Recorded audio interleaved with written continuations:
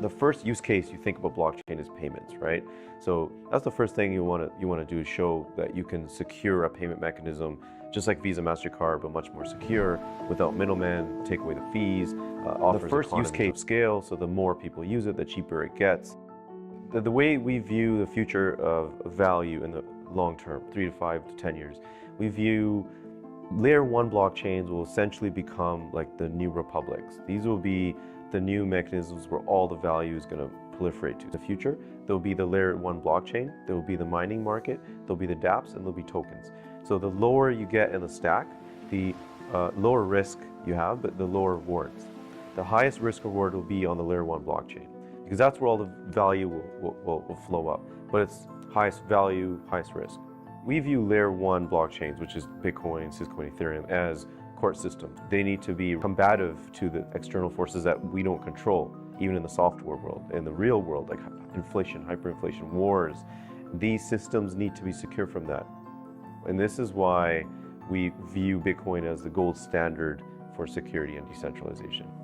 What else does the world need? What else does the world cherish when you have something like Bitcoin? How can we extend that to something else where we can take advantage to build real world utility? This is where Ethereum comes in. For me, Ethereum is a gold standard for flexibility or general computation. We're trying to stick to the gold standards we know the world's going to cherish and develop on, and we put those two concepts together. And this is what Syscoin is.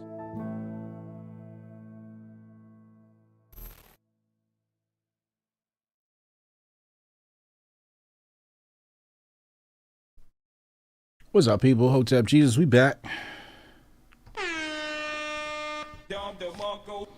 Hope everyone's doing well. Weekend is upon us. Oh yeah, I have some announcements to make today. First of all, shout out to our sponsors, Syscoin.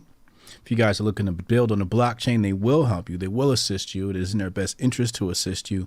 You can fill out the form at hotepjesus.com. Hit the Syscoin button on my page. You'll see it right there at the top.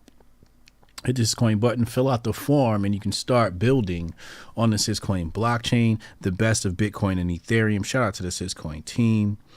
And I'm holding a Syscoin bag right now. Okay, so announcements. Tuesday, 10/18. It's the 18th of October, 11 a.m. We have Ed Lattimore. At 10 p.m. Eastern, we're talking to the quartering. On Wednesday, October 19th, I'll be talking to Andrew Esquire, Legal Mindset. Some of you may know him as 11 a.m. Eastern time. And just booked Friday, 10 p.m., October 21st, Scott Horton. I have to put this down on my physical. I keep a physical one on my desk, a piece of paper where I write it down, just so I can have a quick glance at it. Super old school, but very useful. I have to update that. What else? Oh, I have tickets. I have free tickets to Decentricon. Decentricon is a crypto conference in Miami. We're going to be there 28th to the 29th in Miami. I have 5 free tickets. If you're going to be there, if you want to come, I have 5 free general admission tickets. Please go to hotepjesus.com, subscribe to my newsletter, and then all announcements will be made there. And I'll be picking random people. You'll receive an email from me and say, hey, look, if you want to enter, reply to this message. And those email addresses will be entered into a random winner picker, just a regular bot that I'll find online that'll randomly pick 5 winners out of that batch. And then I will notify them. And then Decentricon will send you your tickets, or I will send them to you. So if you want to meet us at Decentricon and you want free tickets, I have them. Go to hotepjesus.com, sign up for my newsletter. You'll see it. There's 2 boxes there on my homepage. You just enter your email address and you'll automatically be signed up. And then just stand by, open my emails, and you will see an announcement for that soon. Just go to hotepjesus.com. You should also see hotepjesus.com in the link in the description box below and also on my YouTube page. With that being said, let's hop into today's presentation. I hate when that happens. Anyway, here we go. Let's start with the article and then we'll watch the video. Let me fix this on your screen here. I don't know. We can't assume genders. I don't know what this thing is on the right hand side or what their pronouns are. But I am quite alarmed that I don't know what it is. Anyway, let's continue. It says here, protesters have thrown soup over Van Gogh's Sunflowers in the National Gallery. Activists from campaigning group Just Stop Oil asked, what is worth more, art or life? Now, I will say I'm going to need your help today. We're going to open up the lines for callers. I'll give you that phone number. You'll be able to call in, talk to me live, and tell me how do you feel about all of this? Because I'm not exactly sure how to feel. And in some ways, I'm very hurt. And in some ways, well, let's continue. So I will take callers, so be ready by your phone. I'll give you that phone number shortly. Two activists from environmental campaign group Just Stop Oil have carried out a provocative piece of art vandalism in London this morning, throwing Heinz tomato soup over Van Gogh's Sunflowers in the National Gallery. So they're wasting food in the middle of a food shortage. It's just activists. Sometimes I just don't get them.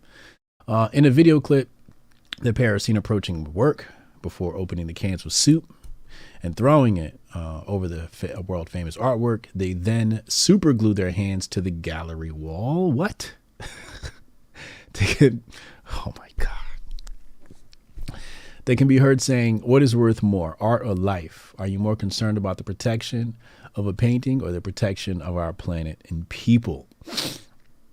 The sad part is they're going to ruin this for a lot of people. This art gallery, it's going to increase security. They might boost admission. It's not going to end well for the average person that wants to enjoy this museum. The action follows calls for the British Museum to end its sponsorship from oil giant BP. So apparently BP is sponsoring the British Museum, and they want to persuade them to end that agreement. Though exactly what this has to do with Van Gogh is a bit harder to fathom. Now, I will say I did go to Van Gogh's exhibit in New York City. It's like this digital theater projection thing. You sit on the floor, they give you pillows to sit your butt on, and I enjoyed it. It was pretty dope. It was really dope. It was an experience. Got music playing along with the several different rooms that you can walk into, mirrors. It's an experience. I highly suggest people check that out. And I think it was cool. It was very cultural. On the group's Twitter, they say, thanks to skyrocketing gas prices, millions of British families won't be able to afford to heat a can of soup this winter. The cost of living crisis and climate crisis are driven by oil and gas. Well, a lot of this has to do with the treatment of Russia. And I'm sure these people, or I would assume a priori, that, they support Ukraine. If we were to ask them, hey, do you think, we should be aiding Ukraine? They would say, yeah, no, that's what do you think is leading to these high oil and gas prices. High oil and gas prices, I think there are several factors. One of them is inflation. The banks, they need to throw soup at the central bank. That's what they need to do. Just Stop Oil don't offer any explanation as to why the Van Gogh artwork was specifically targeted, though presumably it is just very recognizable work that is known to millions of people. It is known to be worth millions of pounds. It is located in a gallery that is easily accessible and free. Now, apparently, there's some oil on the painting, so the painting will survive. Thank God. Response to the action has been predictably polarized. Simon Pickering tweeted, "You can care about the planet without destroying other things of value." Yeah. Jack Badgers for Lynch said, "Good on them, whatever it takes. No art on a dead planet." On a more practical note, Cortez said, "Isn't the painting protected with a perspex sheet?" To which Christy Logan replied, "Yes." Yeah, it's protected. Yeah, the thing with activism today is activism. It's a grift. It's a grift. It's an economy. It's its own market. And people with no skills, with no hope of getting anywhere in life, resort to activism. It gives them some sort of clout. This is clout chasing. And we'll watch the video, and I'll make some comments on the video in a few. We're going to take callers today. If you just joined us, thank you. Hit the subscribe button. If you're new, we will take callers today. I'll give you the phone number shortly. The National Gallery released a statement about the incident.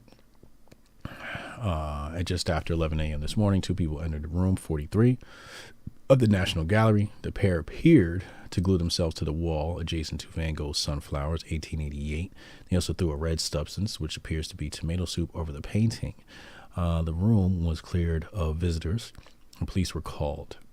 Officers are now on the scene. There is some minor damage to the frame, but the painting is unharmed. Two people have been arrested. All right, let's go ahead. Let's go straight to the video. Pulling this from disclose.tv.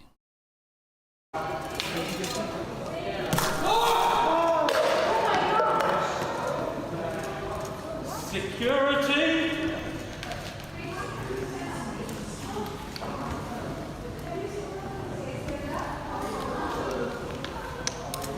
That's them applying the crazy glue to their hands.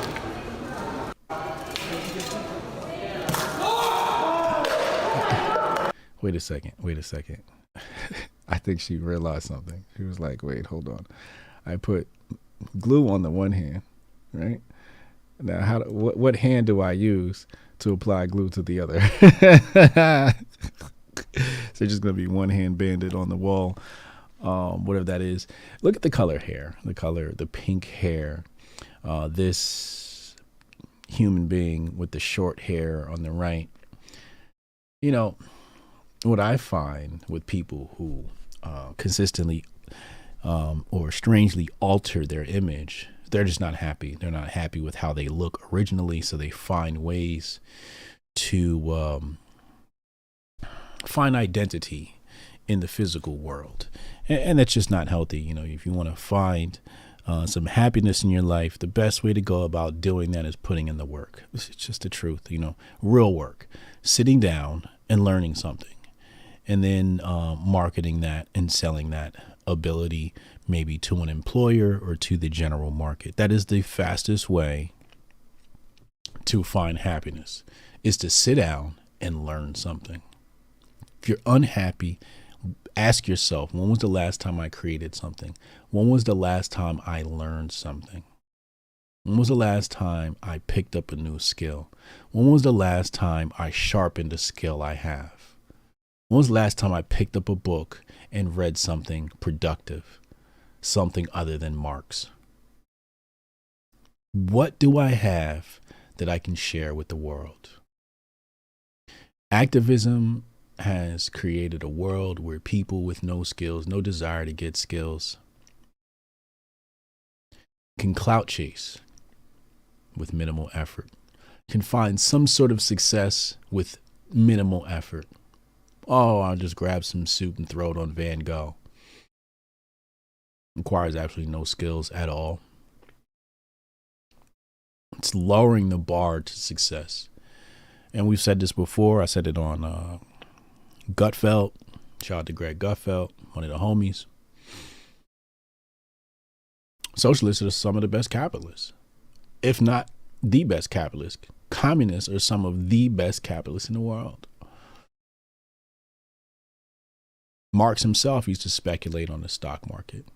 Trotsky earned a rather wonderful income. Lenin, upper middle class. DuPont, But that's what this has all come down to. I'm going to open up the phone lines, let people weigh in on this. Phone number is 202-596-5631. That's 202-596-5631. I appreciate all my callers. Jimmy Das, Hotep, salute, Hotep and Bill. Thank you for the super chat, bro. If you guys want to make a comment, you don't want to call in, you want to make a comment, ask a question, go ahead and hit the super chats. Call-in line is 202-596-5631. I just think it's absolutely sad that activism has turned into a grift. I remember being at Zuccotti Park, Occupy Wall Street. It's a wonderful experience before it got derailed, before it turned into a grift. I think the powers that be understood the power of real activism, and somewhere along the way, activism was co-opted.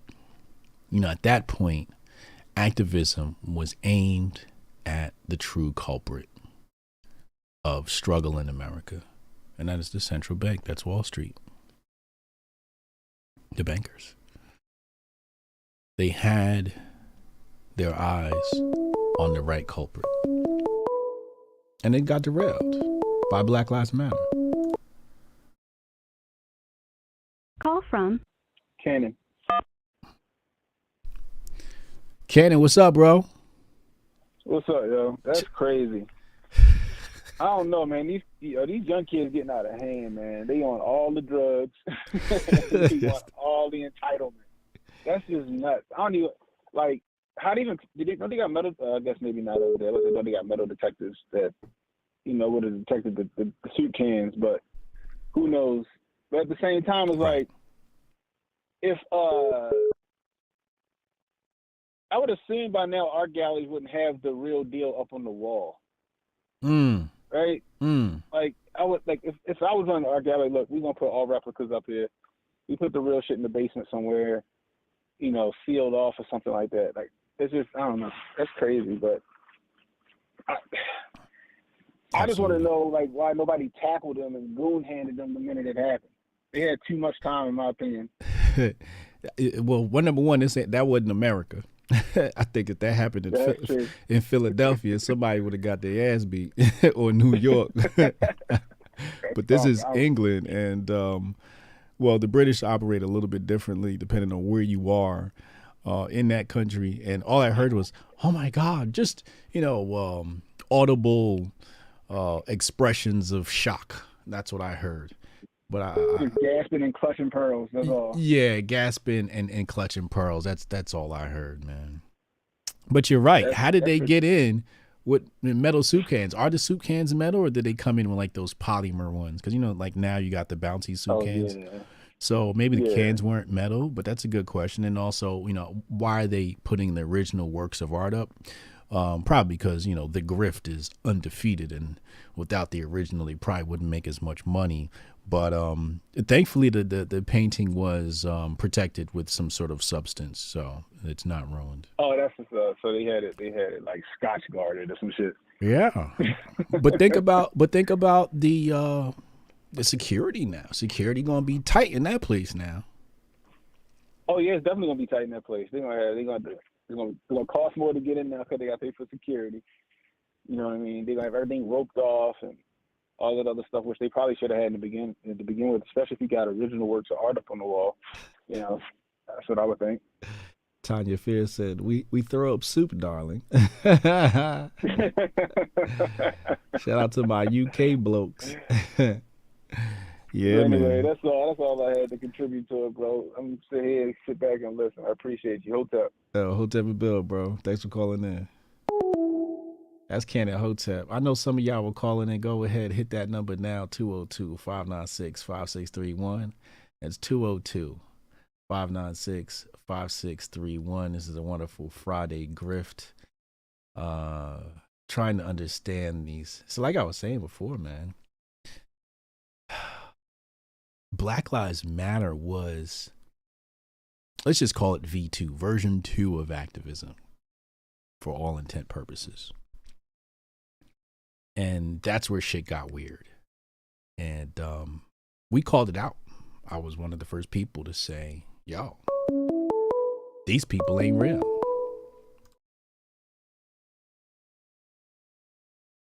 Call from Sketch therapy. to accept. Yo, what's up? Talk to me, bro. You online? It's Sketch. How you doing? Sketch, what's up, bro? Oh, it's a pleasure to talk to you. Oh man, yo, good to put a voice to a chat name. What's up, man? What's on your mind? I'm Talk over to here me. in Puerto Rico. You know, things are okay. We're doing better since the hurricane. But I was watching the program. I was wanting to contribute if I could. Okay. Now I've seen some British folks, some friends of Dankula, as a matter of fact. Love that show, by the way. Some friends of Dankula were covering this, and sometimes these kids doing this are a bunch of rich kids. They're saying they care so much about the planet, but no, they don't look at the long-term effects of what they want, which will probably hurt a lot of poor people. And they're like kind of bubble kids. They don't really know about the real world. It was on the Lotus Eaters with this dude, sometimes they call him Sargon. It's called Carl Benjamin. Yeah. They've done some exposés on these guys, and these guys, they kind of got a method. It's a group. They like know the law, so if they glue themselves, the police can't just pull them off. They gotta like call an ambulance or something to put some liquid in there to dilute that, or they might cause damage to the skin, and then the cop is scared to get sued. You know what I mean? Yeah. And because these are likely rich kids or backed by, well, you know, they don't want to get into it too hard, and the cops kind of like they'll you know, treat them with kid gloves. Yeah, and they are kind of kids. Well, absolutely, they're kids, right? You can tell by their desire to do nothing. And I understand the idea that these kids may be affluent, come from affluent families, but you never see an attractive activist. No, it's all the people that are well, what might be categorized as undoable, that say, I want my abortion rights. Like, you ain't getting pregnant. Who you fooling?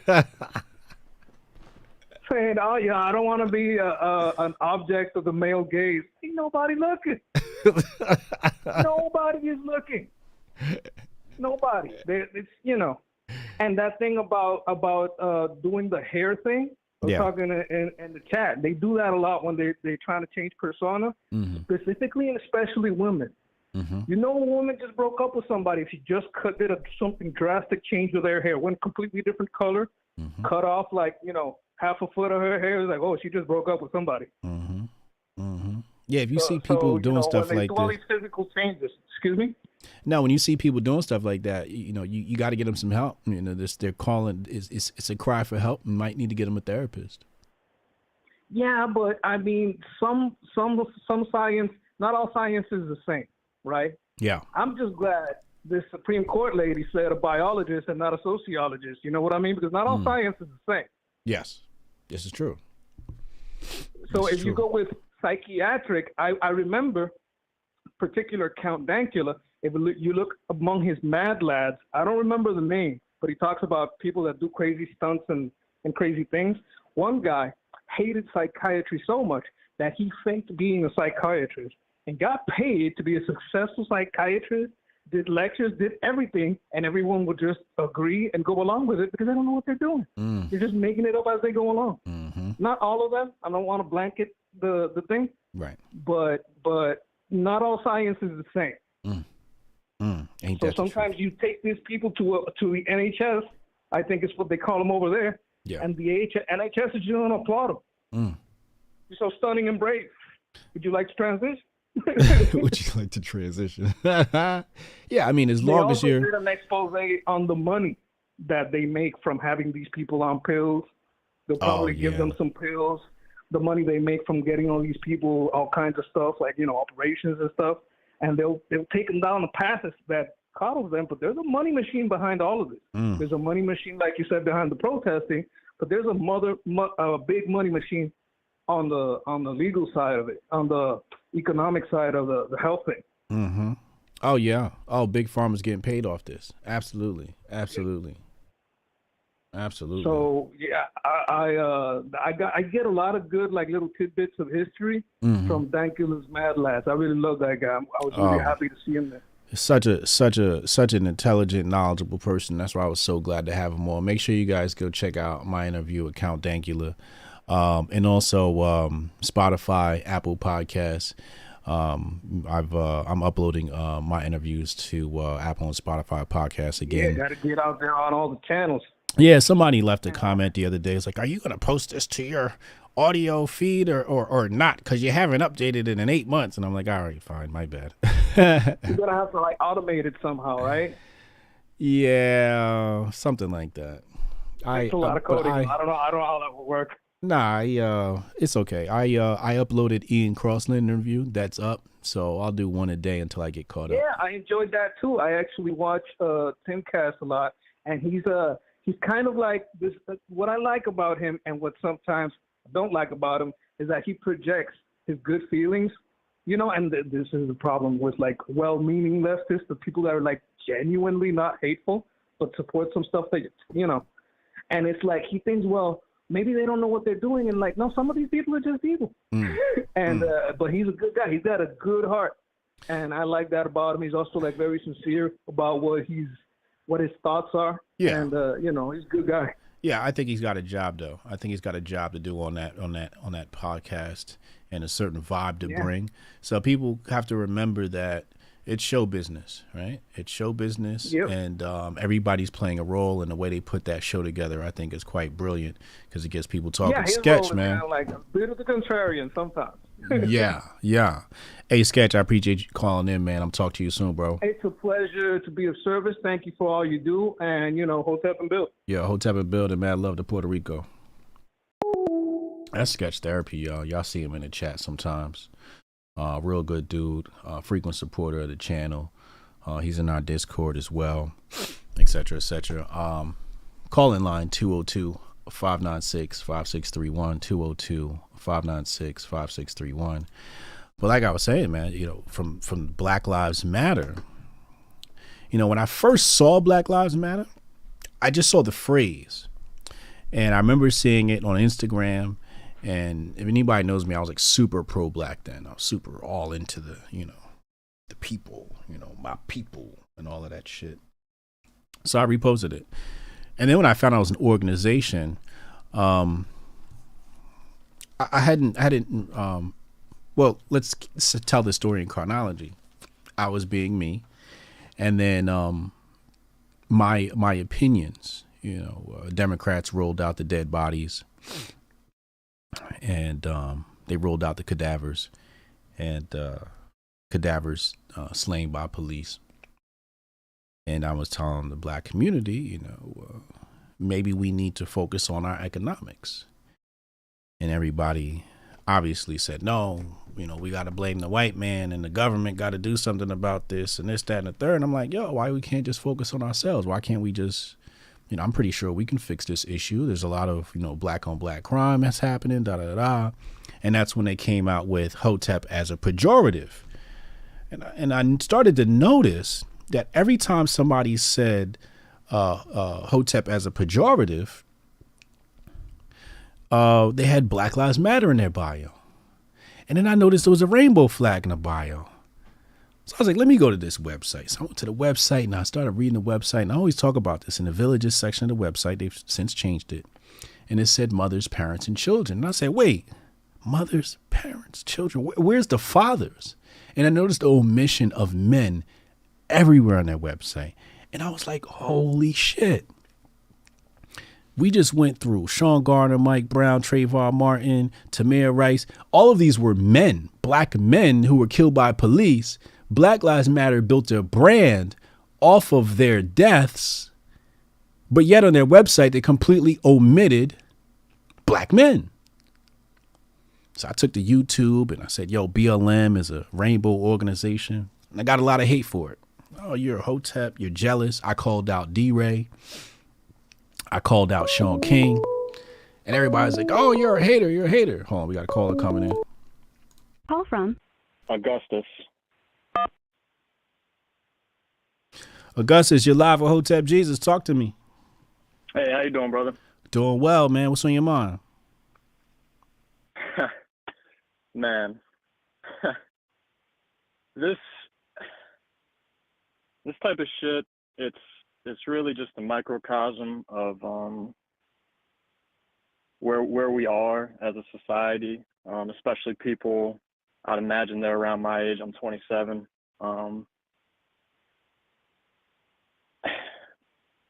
This we are so consumed by Marxism and just not knowing anything. These people they know nothing. They know nothing. They want to talk about the environment, this, that, the third. Well, who gives us all these tools to operate within this system? Okay, it's not me. It's not you. You're not the one polluting. I mean, in America, we're I don't know the stat exactly, but China, India, et cetera, et cetera, they all pollute about 100 times more than us. But if you look at the Green New Deal, we're supposed to foot the bill. They're allowed to pollute even more. It's just people know nothing. They know absolutely nothing, and it's I don't know. They're man. in Augustus. They're in a bubble. They're in a bubble, and so let's just say there's two bubbles, right, parallel to each other, and they're told that in the other bubble is nothing but evil Nazis, white supremacists, and just generally really bad people. So they don't even explore the information that exists in the other bubble. So I feel bad for them because they're prisoners. They're psychological prisoners. I used to feel bad. I used to feel bad for them, but excuse me, I'm a little bit nervous. I apologize. No worries. I tell you what, man. I live in Pennsylvania. I work pretty much 7 days a week. I got 2 little kids. Congrats. I still thank you very much. I appreciate that. I see people still driving in a car by themselves with a mask on. No, I'm dead serious. It blows my mind. I've had women come up to me, and it's always women. It's always obese white women that will come up to me, get about an inch away from my face, and say that I'm killing people because I refuse to wear a mask. I've had family members that have disowned me because of the jab. I mean, it's just we're living in such a. Wait, what part of the United States are you in? I'm in Pennsylvania. Wow, this is happening in Pennsylvania. This is Uncle Hotep territory. Oh yeah, I'm living. You know where? I'm kind of like Scranton, Wilkes-Barre type of area. Okay, yeah.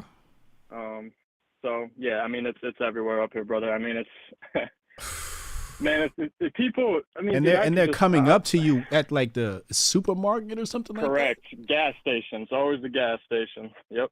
Obese white women. Yep. Probably progressively brainwashed, and they're mad at you because they're saying because you don't have a mask and you're killing people. How recent was this episode? Oh my God, the most recent one, month and a half ago. Oh my God. It's. So how did you respond? How did you respond when he did that? I got like kind of sort of how I am right now. I'm getting a little bit shy. I'm a little bit nervous, but I get this type of energy because I have a lot of I believe I have a lot of knowledge. I listen to a lot of good stuff, and I just absolutely eviscerated this woman. I'm just breaking down all the statistics. Boom, boom, boom, boom, boom. She didn't want to hear any of it. Just called me a white supremacist. Said that I voted for Trump, et cetera, et cetera. It's incredible. It's absolutely fucking incredible. If these people, they're the same people that don't realize that the KKK is a Democratic. That is from the Democrats. Yeah. And now, mind you, I'm not pro-Republican guy. It's two wings of the same fucking bird. Trump played his part. And if people realize what's going on right now is the humiliation ritual of the United States. So what we're going to see happening pretty soon here is they're starting to leak out the real truth about what's been going on the past couple of years, and it's not on accident, okay? This is to demoralize the public, to weaken the trust in government, and then what happens? You have the UN stormtroopers come in. You have all the agendas. This is the final one right here. We're the last bastion of any sovereignty left on the earth. And even that, we don't even operate under the original Constitution. We're operating under the corporation. There's the United States of America and the United States. After 1871, we are back under the Crown and the Vatican. this is all Jesuit black nobility. That's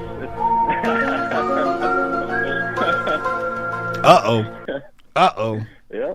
Hey, brother, listen, man. It's the truth. It's the truth. Your all caps name. You are a dead vessel. You're a dead entity. You enter into court. It's all black cube of Saturn. You enter the court. Who summons? What do you summon? You summon the dead. So you are not living in the eyes of the corporation. You're talking about maritime admiralty law? Correct. What's the name of that dude that talks about that? I think There's quite a few. You have Jordan Maxwell. Jordan Maxwell. Yes. Yes. People don't know what he's talking about. Jordan Maxwell. Go look at some Jordan Maxwell lectures. He talks a lot about maritime admiralty law. And I think you should go even deeper than that after listening to that. Yeah. Hey, listen, man. Stay strong. Next time somebody approaches you, ask him. Say, hey, have you ever heard of Hotep Jesus? Right, and see what they say. What? Hey, I got you, man. I'll do that. Hey, listen, I just found you recently, and I got to say, I'm sorry I'm taking up a lot of your time. How'd you find me? I really appreciate what you do. Honestly, it just popped up on my YouTube feed, which is surprising because I don't know if they've unlocked the algorithm or what, but I listen to a lot of esoteric stuff. Jordan Maxwell, Santos Bonacci, another gentleman, Kahan Tasadak. He's very knowledgeable on. So I popped up in your feed, and what was the? Do you remember the first video you saw? I think it was the black. For some reason, the Black Conservative Summit. Oh, up, and wow! I went ahead and listened to that. That was great. Yeah, so this is really new. That was just Friday. Dude, Jason Whitlock had me dying. Jason's a character. He had me dying. Yeah, he's such a personality.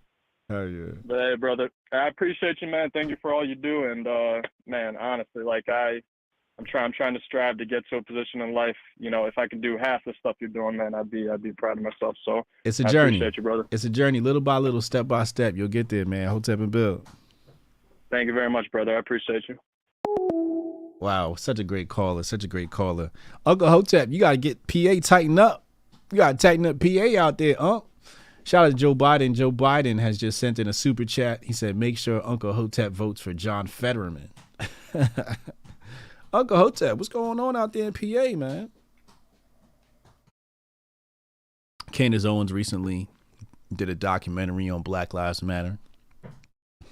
And, that's what I was talking about, how we were exposing, when Candace Owens was a Democrat, Hotep Jesus was exposing Black Lives Matter, okay? And that's no diss to Candace Owens. She was a young girl then. She was a very young girl. So, it's no diss. I'm just putting things in context. When Candace Owens was a Democrat, Hotep Jesus was exposing Black Lives Matter. I got a lot of hate for it. I got blackballed from black media. I got blackballed from leftist media. And everybody called me crazy. And now here we are. Where Black Lives Matter has spawned a new age of activism or griftivism. How about that? Griftivism. Where you're grifting off the activism. You're grifting off of somebody else's plight. AOC's a major culprit of this. She has those sweatshirts she charges an exuberant amount of money for. Like I said, socialists are some of the best communists you'll ever see. And sure enough, here we are. Where everything is about clout chasing. Everything is about that cell phone, right? Everything is about that camera. Got to do this for clout. Real fast, Decentricon, I have 5 tickets to give away. Decentricon Miami, November 28th to the 29th. We'll be in Miami. I'll be in Miami. Go to hotepjesus.com and sign up to our newsletter to get an opportunity to get tickets. I have 5 tickets to give away, so we'll pick 5 people. But yeah, man, this is where we are with activism, destroying precious art. This is not the way. Destroying precious art is not the way.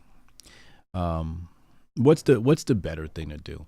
I think the better thing to do is hug your mom, hug your dad, hug your children, Call your parents.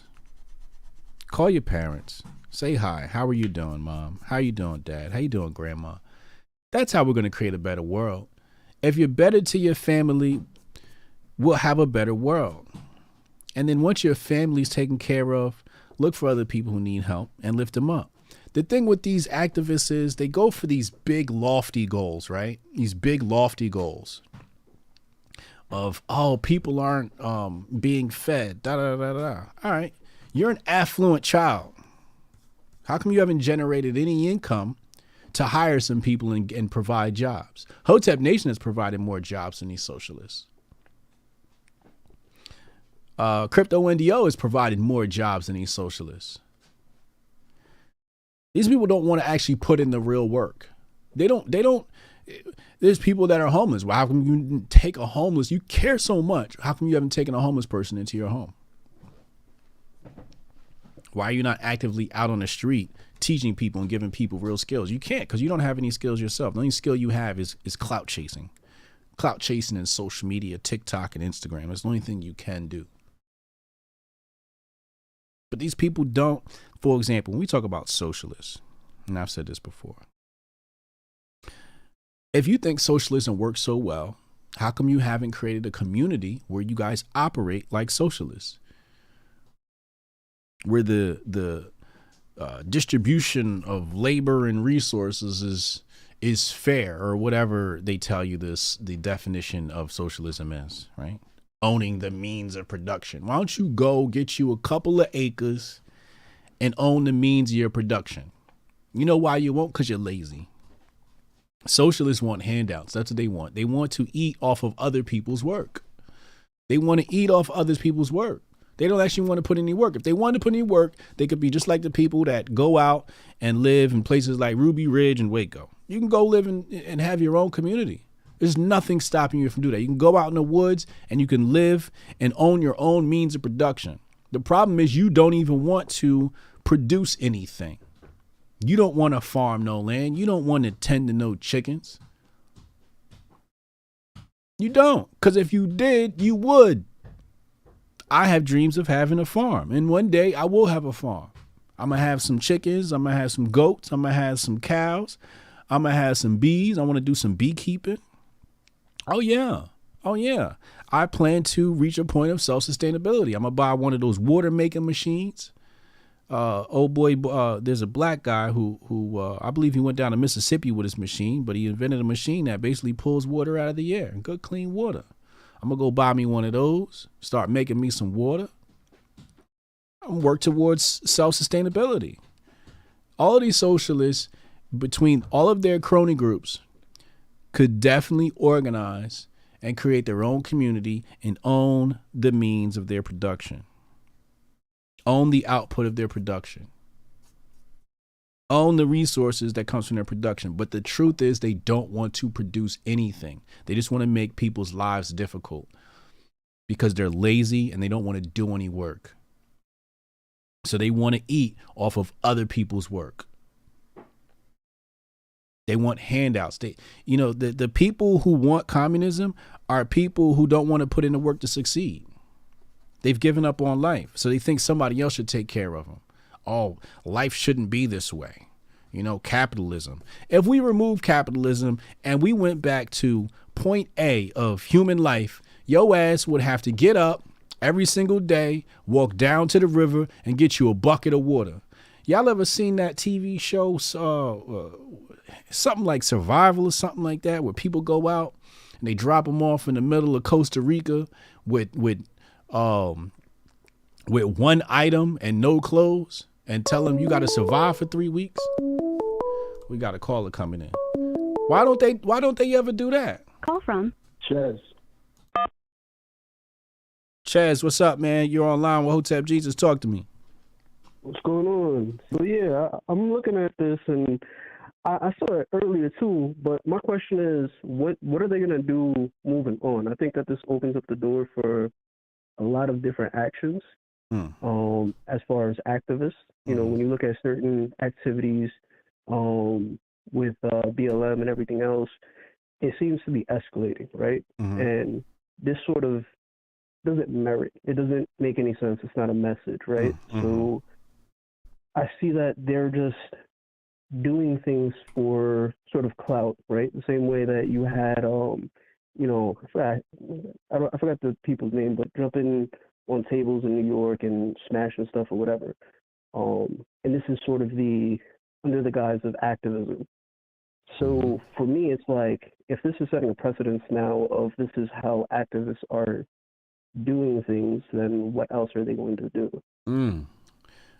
On the screen right now, you'll see Hotep Nation is our homeschooling program. We have connected recently with Home Hacker Camp, a robotics and programming class curriculum. You can see some of the children here in the class. And this is what we're doing. We've raised so far $12,000. You go to hotepnation.com and support us. But that's basically what they're trying to do. They're trying to raise money. They use these publicity stunts, flash mob events, to increase awareness. So now everybody knows about their campaign, their group, Stop Oil. And then anybody who, think about the amount of publicity they receive, the publicity getting from my channel right now. They're going to fundraise off of that. That's the goal, fundraising. Now, for the individual that's working for the organization, they get clout, they get notoriety, they get brownie points from their crony groups. I think that makes sense, but anyone that kind of looks at this from an objective lens, I feel like if you look at it, this is almost kind of like I would say almost like Fahrenheit 458, right, or 451, where you're sort of destroying culture, right? Where you're going down the path of silencing certain voices, silencing, the books of today, right? Taking people off of YouTube and so on and so forth, and you're taking the voice of people away and stating that this is what it should be, right? You're destroying the art and the culture and everything else. So it's sort of, and granted, it is very socialist and everything else, but it's for the mass population that will go ahead and fund these things for lack of education. I think that it's very naive of them to do so, because the actual act in itself probably goes against what their principles are if they actually looked at it. If they actually looked at it, you just said it right there. If they actually looked at it, they're not going to do any self-reflection. That's the problem with the many people amongst humanity.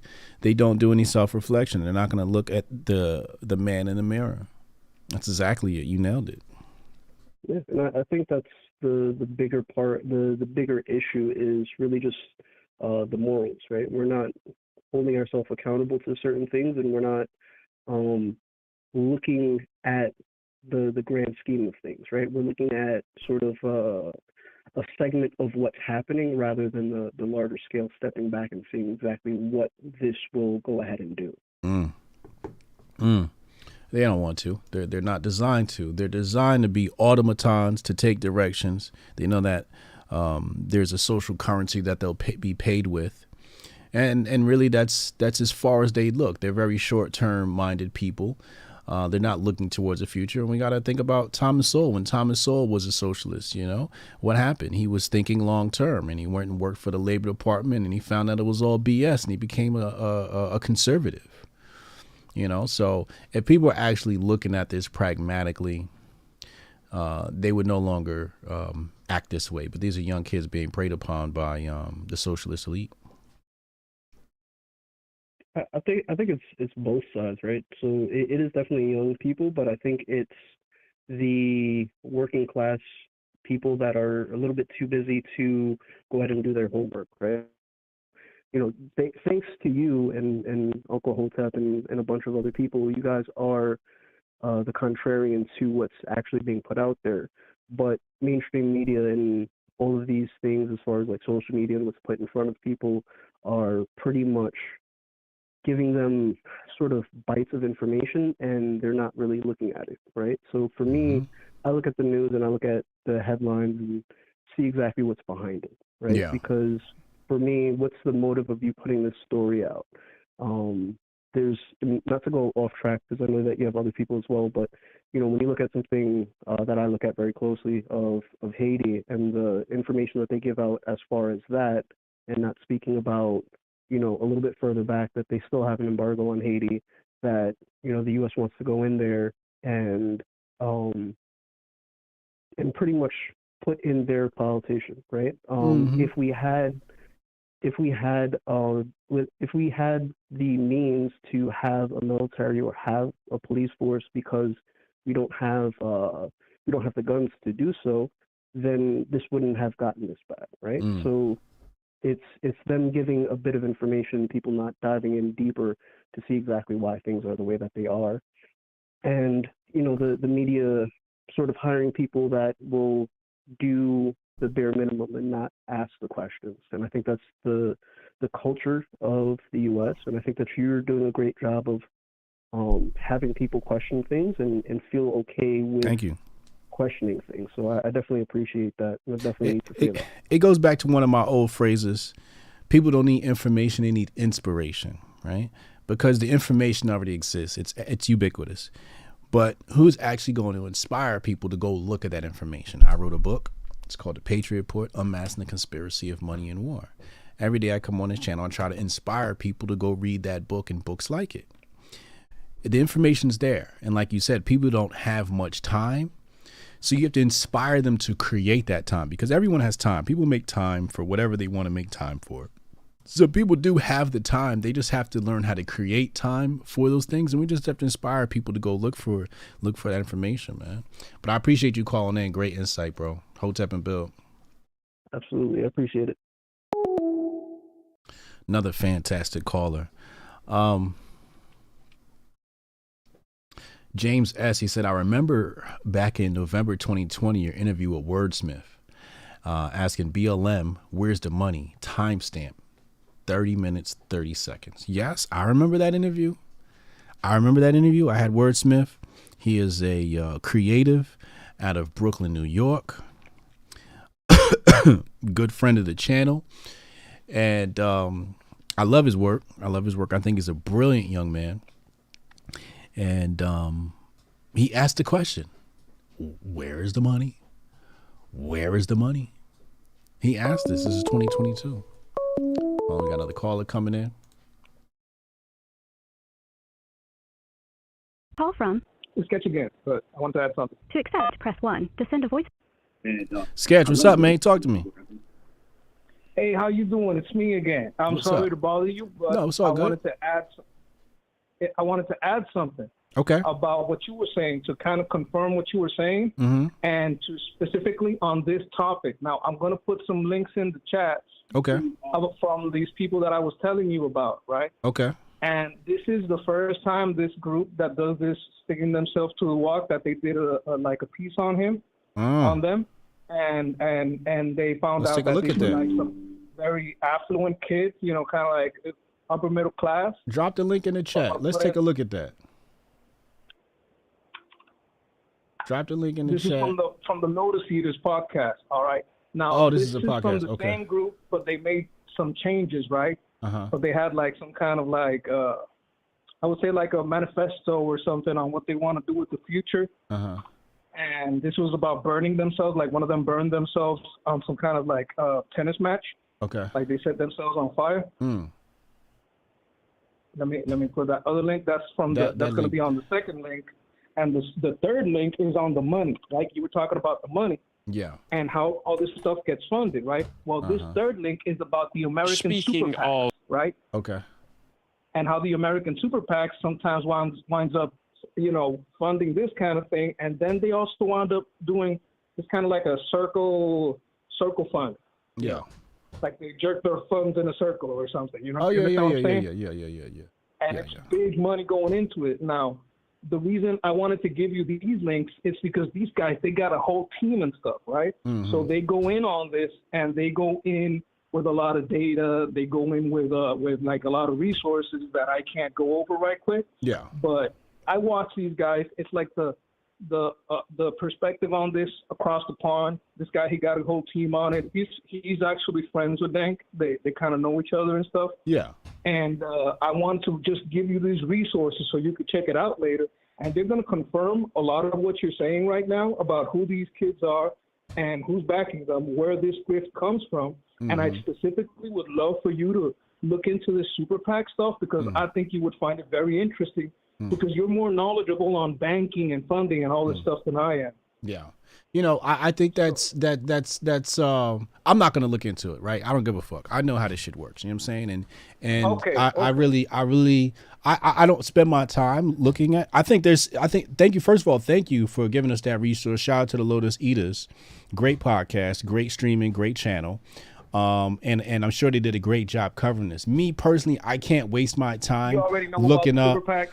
I mean, I can't waste my time trying to look up, you know, who this is and who's that, because what's the outcome for me, right?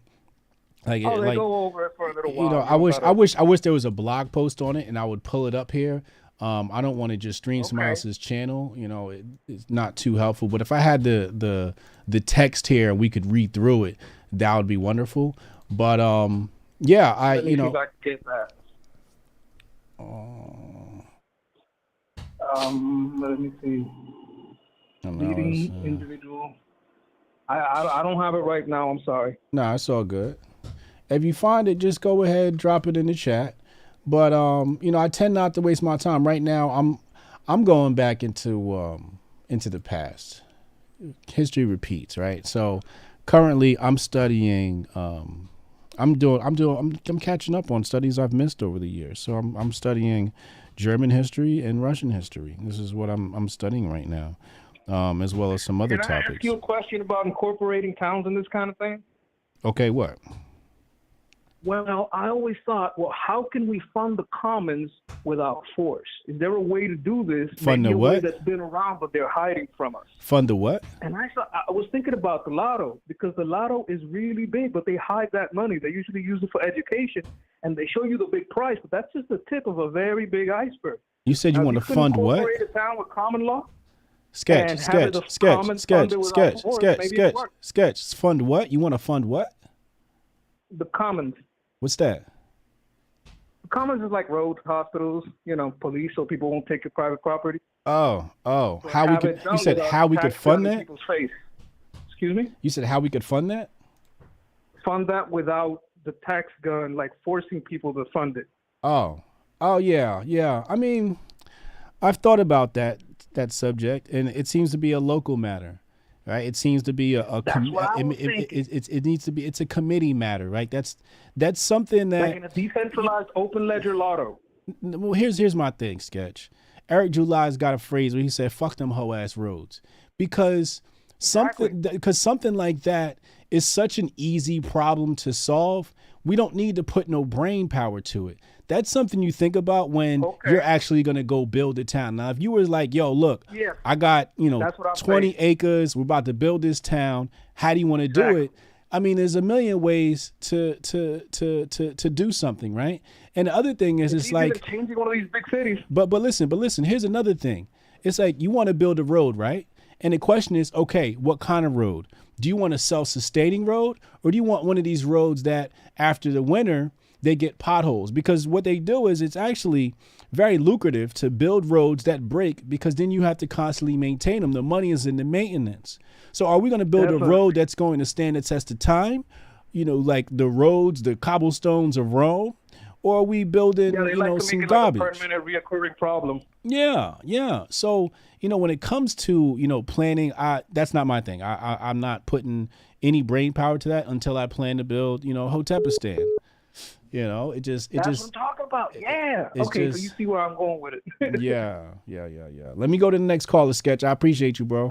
Thanks. I didn't mean to bother you it's all too good. much. I just want to put it out there. All right, bro. Call from Gustus, what's up, man? You back? What's up? Talk to me. Hey, listen, is there any type of rule about I don't want to... Yo, just talk to me, man. Ain't no rules over here, man. Talk to me. What's up?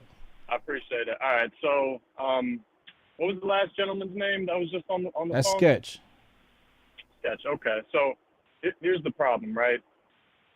we cannot do anything, absolutely anything. We will not get any type of sovereignty, any type of freedom until we get rid of the Federal Reserve, audit the Federal Reserve, get rid of the corporation, enough of the gold fringes around the flag. We have been in wartime for God knows how long, essentially since the inception of this country. Nobody owns anything. You can't discharge debt unless you use gold or silver. We are using this fiat currency not backed by gold or silver is an instrument of debt. You cannot discharge anything with that. You do not own your house. You own nothing. So until we get rid of all these things, we will never be free. We will continuously be the snake eating its tail and just run around like fucking idiots. Because it's until we get rid of these systems, we will not have any type of sovereignty. End of story. Yeah, I have a phrase straight out of my book, The Patriot Report, Unmasking the Conspiracy of Money and War. I'm not sure if you got a chance to check out my book yet. I know you're a new subscriber to the channel, but I have a phrase where I go, if the money ain't free, the people ain't free. And that's pretty much who we're indebted to. The United States government has sold us out to the banks many moons ago, and I actually tracked it down. I actually, in my document, The Patriot Report, I actually list the Supreme Court hearings in which some of these decisions were made, and the arguments made by Supreme Court justices, the people, the names, the dates, Dallas Alexander, people like that, names that people don't know about, that were behind the scenes playing musical chairs between banks and the government.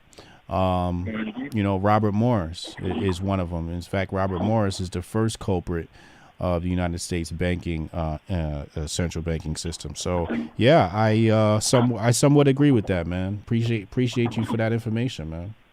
Love that, brother. Thank you very much, man. I'm gonna have to check out your book. Check it out, man. It's different. It's different. It's a different take on the central banking system. I know some people have read Jekyll, Creature from Jekyll Island. I have a chapter on that, which covers that, but I take it all the way back to central banking in France. Okay, so is the now I never had a chance to read what is that, Creature from Jekyll Island? Yeah. Creatures of Jekyll Island. Yeah. So is that sort of a that's on the Federal Reserve. That's about the meeting that happened on Jekyll Island in Georgia. Okay, so you go a little bit more in depth with your book. I go way back. I start at the Crowns of Europe, and then after the Crowns of Europe, I go into the first ruse, which would be the Mississippi Company. You might know that because that was the company in charge of the Louisiana Purchase, and that starts with an individual by the name of John Law. And I have a series on my YouTube channel. If you go check my playlist called The Patriot Report, where we go through some of this stuff. So if you don't want to read the book, the information's free in my playlist, and if you want to follow along. Because I need this information to be out there. I need people to have the information. But if you want to possess it and own it, the book is for sale as well, man. Hey, Augustus, I appreciate you for calling in. Keep digging, man. Keep digging. It seems like you're digging for the truth. Keep going, bro. Hey, just real quick. I'm sorry to take up your time, but are you researching, or are you into it all, the becoming a state national, or trying to extract yourself from the corporate system that we were birthed into? No. Okay. No, I'm not interested in that. I'm not interested in that because I don't have the means to operate without. So basically, what he's talking about is basically turning in my straw, man, and becoming completely sovereign. And I actually enjoy being a United States citizen. I enjoy my United States passport, because if I go to a foreign country and some shit goes down, I want to be able to call the U.S. Embassy to help me out. You will still, but that's the thing. What I'm speaking about is you will have limited diplomatic immunity, and you can still operate in commerce within the corporation. Will I be able to call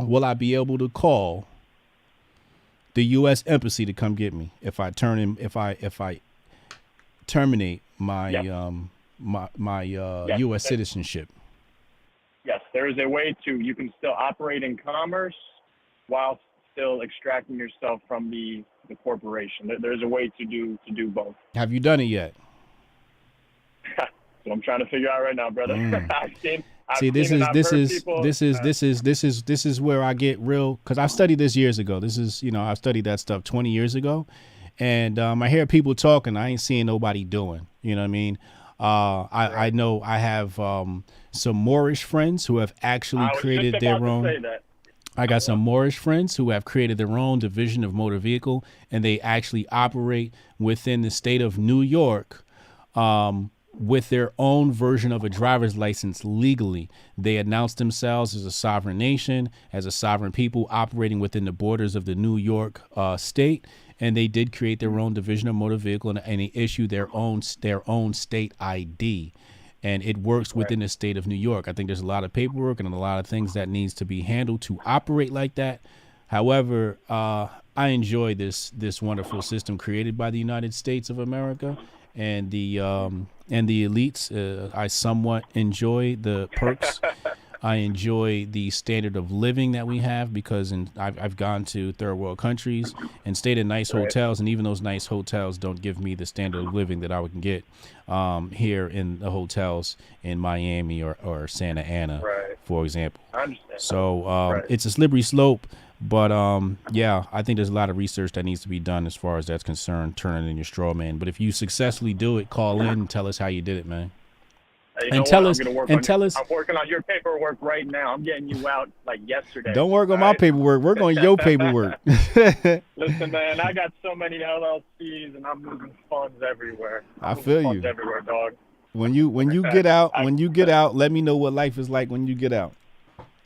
Hey, listen, trying to. I don't have 2 pennies to scratch together, man. I got too many damn kids.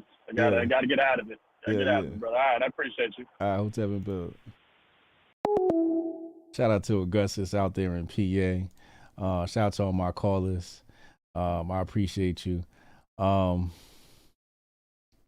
see the chat's going crazy right now. I don't know if I want to be a Hotep, but I have mad respect for you. Smart, self-educating, doing good for your community, spreading good information. Come on, join up. HotepNation.com. Join up. We right here. I ain't stopping nobody. And we not selling memberships either. I'm not trying to convince nobody. All I'm saying is if you want to be Hotep, hey, man, we here.